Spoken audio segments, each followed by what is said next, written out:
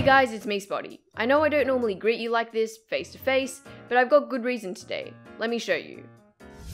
It's a team uniform. I don't know about you, but I think it looks really nice, and it's also pretty comfortable. If you are interested, the shirt is a kind of tight, slightly stretchy, I think polyester shirt, and then the jacket is a cotton polyester jacket, which isn't that thick, but it's pretty warm, and there are also 2 pockets on the side. And then the last thing that I'd like to mention is that on the front, if you haven't noticed, there are 2 pocket logos.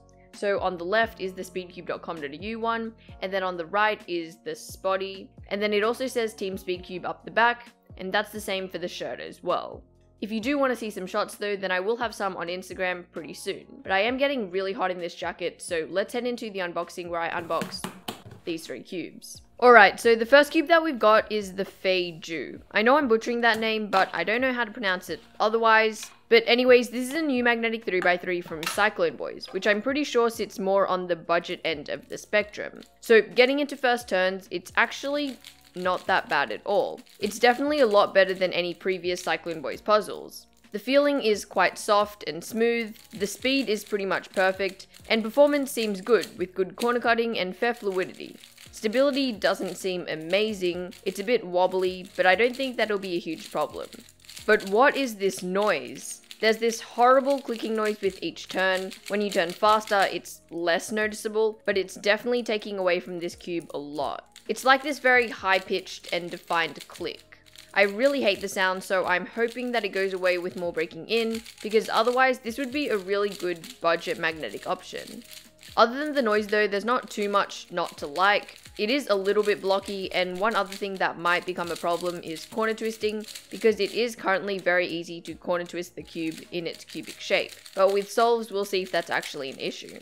So, I mean, the cube itself is really quite good, and it's a great step for Cyclone Boys, but it's just that noise that's killing me, and makes it very hard for me to recommend this otherwise really great budget magnetic option.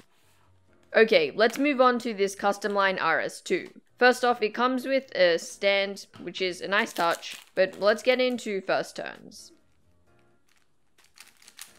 This is definitely really nice. It's miles and miles better than the normal RS2 out of the box. It's got this lovely soft feel, but crunchy and tactile all the same. It's not really that gummed up, which will speed up the breaking in process, but it also might mean that the lubricant inside doesn't last as long. We'll just have to see with more solves.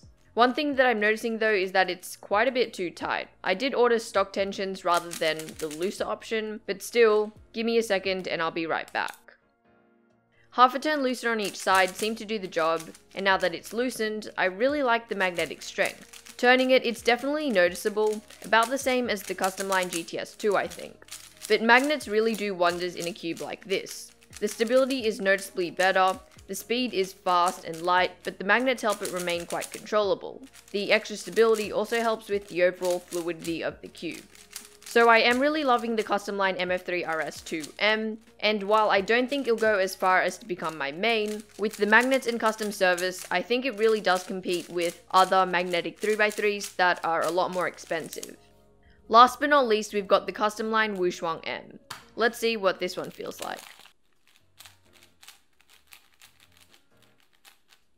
Okay, I really like this one. Out of the 3 cubes that I've unboxed today, this one has given me the best first impression.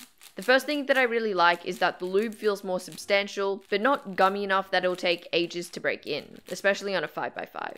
The magnetic strength is also pretty much perfect for me. I like that the magnets are strong enough that you can feel a bump when looking for it, and that it keeps its cubic shape really well.